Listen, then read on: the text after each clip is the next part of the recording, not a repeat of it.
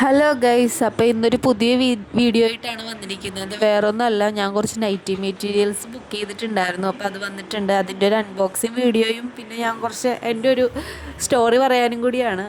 അപ്പോൾ വേറൊന്നുമല്ല, ഇതൊക്കെയാണ് ഡിസൈൻസ്. അപ്പോൾ ഞാൻ എവിടെ നിന്നാണ് എടുക്കുന്നതെന്ന് ഞാൻ നേരത്തെ ഒരു വീഡിയോയിൽ പറഞ്ഞിട്ടുണ്ടായിരുന്നു. എന്തെങ്കിലും ഡൗട്ട് ഉണ്ടെങ്കിൽ കമൻറ്റ് ബോക്സിൽ ഇടുക, ഞാൻ റിപ്ലൈ തരാം കേട്ടോ. അപ്പോൾ ഞാനൊരു 4 വർഷങ്ങൾക്ക് മുമ്പാണ് ശരിക്കും ഒരു നൈറ്റി ബിസിനസ് തുടങ്ങിയത്, എൻ്റെ കല്യാണമൊക്കെ കഴിഞ്ഞിട്ട്. അപ്പോൾ ഒരു ഓണത്തിന് മാത്രം ഒരു 10 എണ്ണം എടുത്തു.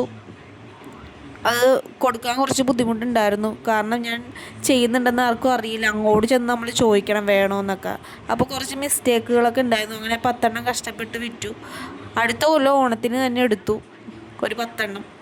അതും കൊടുക്കാൻ കുറച്ച് ബുദ്ധിമുട്ടി. 3ാമത്തെ കൊല്ലമാണ് ഞാൻ ശരിക്കും ഇതൊരു ബിസിനസ്സായിട്ട് ചെയ്യാൻ തുടങ്ങിയത്. ഞാൻ എടുത്ത് നന്നായിട്ട് തയ്ച്ചു, എല്ലാവർക്കും കൊടുത്തു, എല്ലാവർക്കും ഇഷ്ടമായി എന്നൊക്കെ പറയുമ്പോൾ ഒരു സന്തോഷമായിരുന്നു. ഈ ഒരു കൊല്ലമാണ് ഞാൻ ആ 10ൽ നിന്നൊരു 100-ലോട്ട് എത്തിയത്.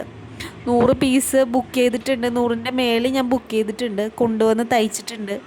മെറ്റീരിയലായിട്ടും വാങ്ങിക്കുന്നവരുണ്ട്, സ്റ്റിച്ച് ചെയ്ത് എൻ്റെ കയ്യിൽ നിന്ന് തന്നെ വാങ്ങിക്കുന്നവരുണ്ട്. ഫ്രോക്ക് നൈറ്റി, നൈറ്റീസ്, അല്ലാണ്ട് കോഡ് സെറ്റ്, ചുരിദാർ ടോപ്പായിട്ട് തയ്ക്കുന്നവരുണ്ട്. അങ്ങനെ ഒരുപാട് കസ്റ്റമർ എനിക്ക് ഈ ഒരു കൊല്ലം കൊണ്ട് കിട്ടിയിട്ടുണ്ട്.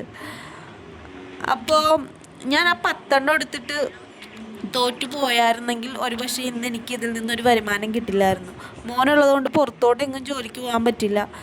അങ്ങനെ വിഷമിച്ചിരുന്നപ്പോഴാണ്, എന്ത് ചെയ്യുമെന്ന് ആലോചിച്ചിരുന്നപ്പോഴാണ് ഈ ഒരു ഐഡിയ കിട്ടിയത്. ഞാൻ തയ്യലൊന്നും പഠിച്ചിട്ടില്ല, യൂട്യൂബ് നോക്കിയാണ് എല്ലാം പഠിക്കുന്നത്. ഇന്ന് ഞാനൊരു ഷോപ്പിലോട്ട് തയ്ച്ചു കൊടുക്കുന്നുണ്ട്.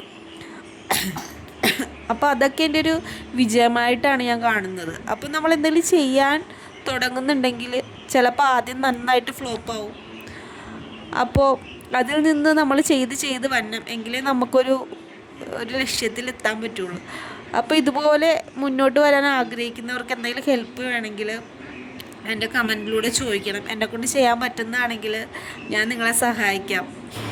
അപ്പോൾ എൻ്റെ വീഡിയോ ഇഷ്ടപ്പെട്ടിട്ടുണ്ടെങ്കിൽ ഒന്ന് ലൈക്ക് ചെയ്യണം.